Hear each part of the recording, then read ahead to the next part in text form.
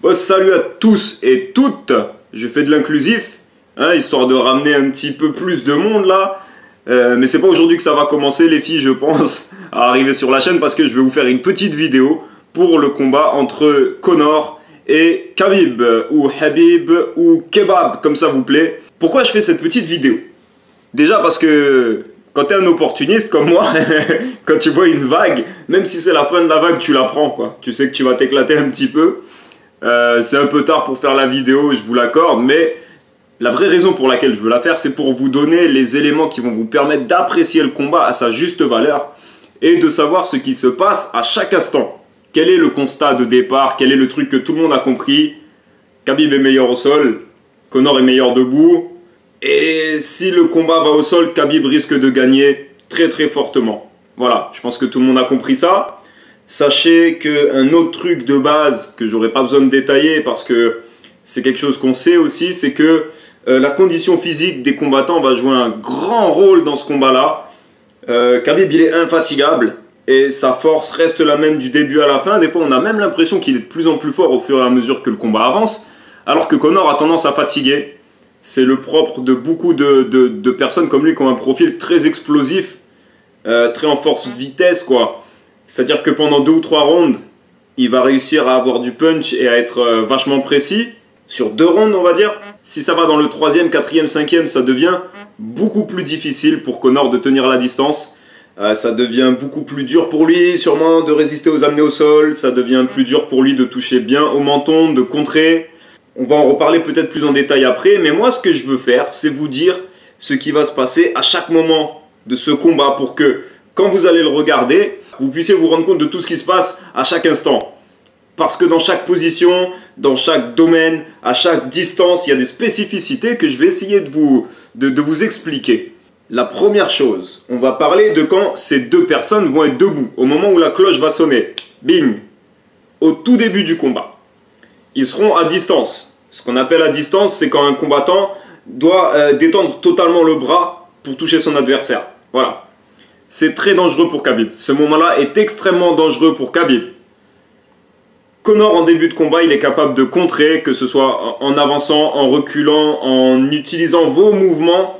À ce moment-là, il est capable de contrer avec une grande précision et avec des angles que vous ne voyez pas forcément venir. Il peut contrer avec des uppercuts, il peut contrer avec le direct du gauche. Et s'il touche en début de combat, ça peut faire très mal.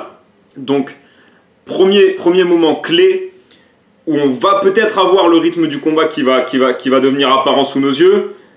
Si Conor reste à distance et que Khabib n'arrive pas à casser la distance, Conor risque de gagner par KO, Conor risque de toucher très fort.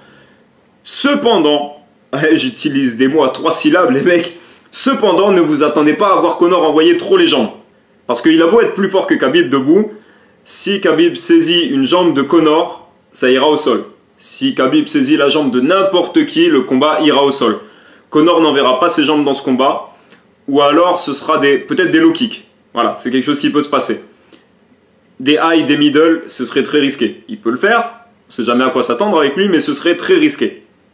Toujours debout, un autre point clé qu'il va falloir surveiller, c'est le clinch. Dans le clinch, c'est-à-dire dans le combat rapproché, quand les deux combattants sont collés l'un à l'autre et luttent pour essayer de positionner leurs mains. Pour Conor, ce sera pour mettre Khabib dos à la cage et pouvoir s'échapper.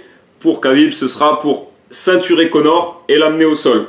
Ou pour rattraper une jambe de Conor et l'amener au sol. L'erreur que ferait Conor à ce moment-là, justement, c'est de chercher à ceinturer Khabib. Parce qu'à partir du moment où il cherche à ceinturer, il engage la lutte avec Khabib, qui est un monstre de lutte. Pour être clair, à l'époque où nous, on apprenait à écrire encore, hein, à 9 piges, quand on finissait d'apprendre à écrire, et qu'on mettait nos dents sous l'oreiller, c'est pour les mecs qui ont grandi sur le tard, ça. Hein. Moi, j'ai arrêté tôt. Hein. J'ai arrêté genre à 8 ans et demi, ça. Khabib, il était en train de lutter des ours. Toi, quand tu croyais à la petite souris, Khabib, il jouait avec un petit ours. Et c'est pas une punchline, c'est la vérité. Voilà Khabib à 9 ans en train de lutter avec un ours. Si Conor rentre dans un engagement de lutte avec Khabib, il finira au sol. Et si ça va au sol, il est en très très très mauvaise posture. D'accord ? Ce qu'il faut faire à la place, c'est lutter pour contrôler le bras gauche de Khabib. Khabib utilise son bras gauche pour frapper dans le clinch, pour créer des ouvertures et saisir. C'est quelque chose que beaucoup de membres de son équipe font. C'est quelque chose qu'il est habitué à faire et qu'on l'a vu faire des dizaines de fois. Si ça va au sol, je ne sais pas si Conor pourra survivre un round au sol. Khabib est connu pour exercer une pression incroyable sur ses adversaires. C'est un gros lightweight, c'est un gros poids léger. Et il est connu pour exercer une pression de dingue, que ce soit en termes d'intensité dans le travail, c'est-à-dire qu'il ne s'arrête jamais, et que ce soit en termes de poids que vous ressentez sur vous en fait. Apparemment, d'avoir Khabib qui vous tient au sol, c'est comme d'être tenu vraiment par un poids moyen. C'est super dur de s'en défaire et je pense que le meilleur truc à faire pour Conor, si ça arrivait ce scénario, ce serait de fermer la garde sur Khabib et d'attendre qu'on les relève.